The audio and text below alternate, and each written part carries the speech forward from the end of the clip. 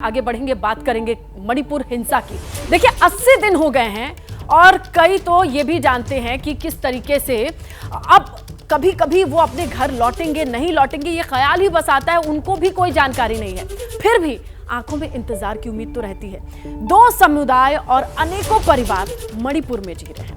उनके साथ जो कुछ भी हुआ, जितनी बार भी सुनो उतनी बार रोना आता है। खासकर महिलाओं की सुरक्षा को लेकर इतना क्यों असुरक्षित बन रहा है ये मेरा देश, ये ख्याल बार बार आता है।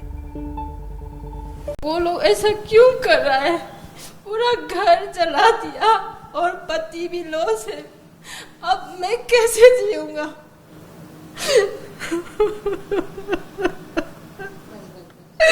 मेरा छोटा बच्चा जो है रोज पूछता है मम्मी पापा कब आएगा, पापा कब आएगा। मैं क्या जवाब दूं उसको? इन आंसुओं का हिसाब कौन देगा? इस बेहिसाब दर्द की दवा किसके पास है? 80 दिन हो गए, पति घर नहीं लौटा। वो किस हाल में है, जिंदा है भी या नहीं, कोई नहीं बताता। थोंगाम रंजीता चुरचांदपुर के तोरबुंग की रहने वाली है।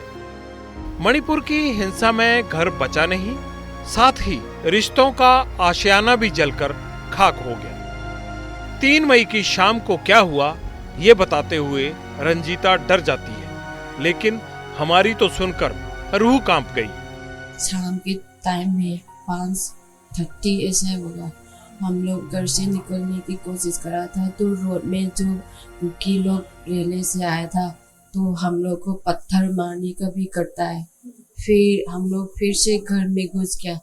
फिर उन लोग का जाने के टाइम देखकर ना हम लोग बाहर निकला, तो हम लोग ऐसे जोर जोर से दौड़ के आया। फिर हम लोग की बस्ती में एक टेम्पल है हम लोग का पूजा करने का, वहीं पे हम लोग आया। वो लोग गन चलाता है। स्याह सन्नाटे को गोलियों की तड़तड़ाहट चीर रही थी। हवा में बारूद की गंध थी। इसी फायरिंग लाइन के बीच से थोगाम और उसके परिवार को बचना था। किसी तरह रात गुजरी। सुबह चारों तरफ बर्बादी और विनाश के निशान थे।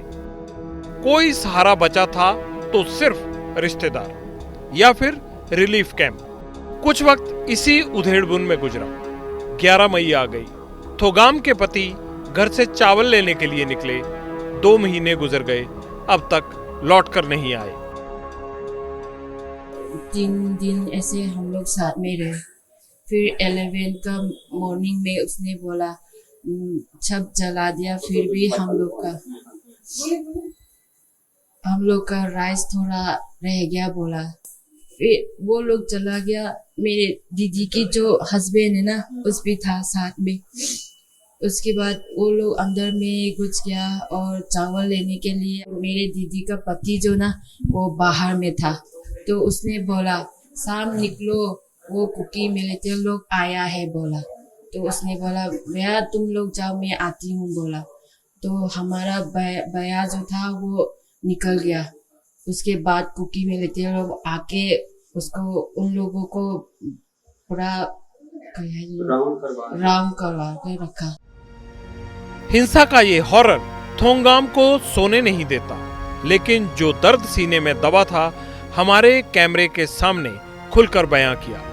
थोंगाम का दावा है कि उन्होंने सिक्योरिटी फोर्सेस की मदद मांगी। बीएसएफ वाले स्पॉट पर पहुंचे भी। इसी बीच उसके भाई पर भी हमला हो गया। चांदपुर से 2 गाड़ी आया। फिर मेरे भाई को ऐसे चाकू वगैरह मारा। इधर में फोन आया, मेरे फोन में क्या तुम्हारा हस्बैंड कितने हुआ ऐसे बोल के ना, मैं तो पूरा उसने मदद नहीं किया। उन ऐसे लोग ने, अगर उन लोगों ने भी मदद किया तो आज मेरा पति मेरा साथ होता। अब मैं कैसे जीऊंगा? मेरे 2 बच्चे के साथ में कुछ भी नहीं कर सकता। मैं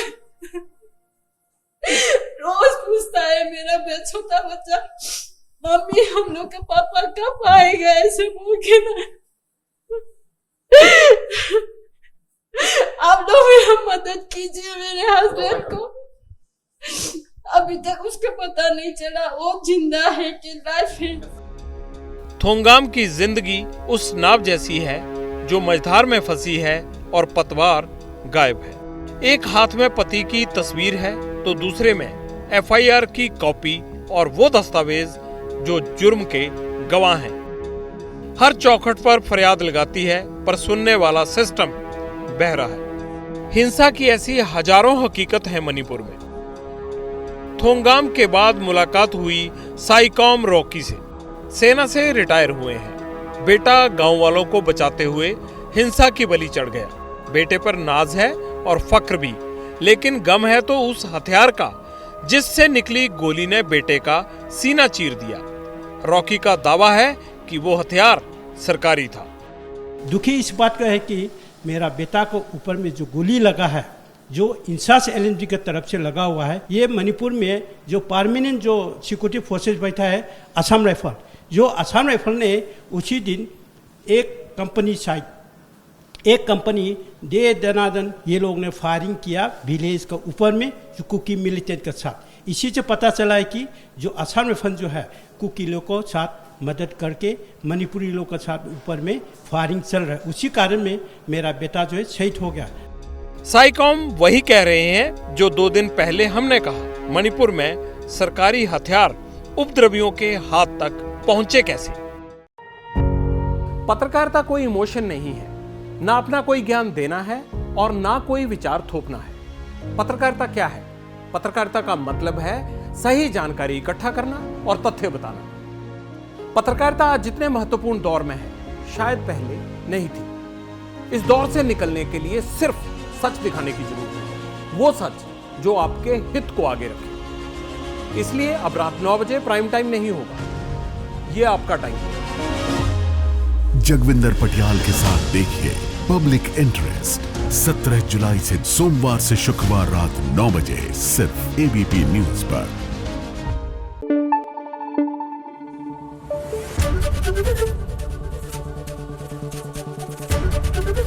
एबीपी न्यूज आपको रखे आगे।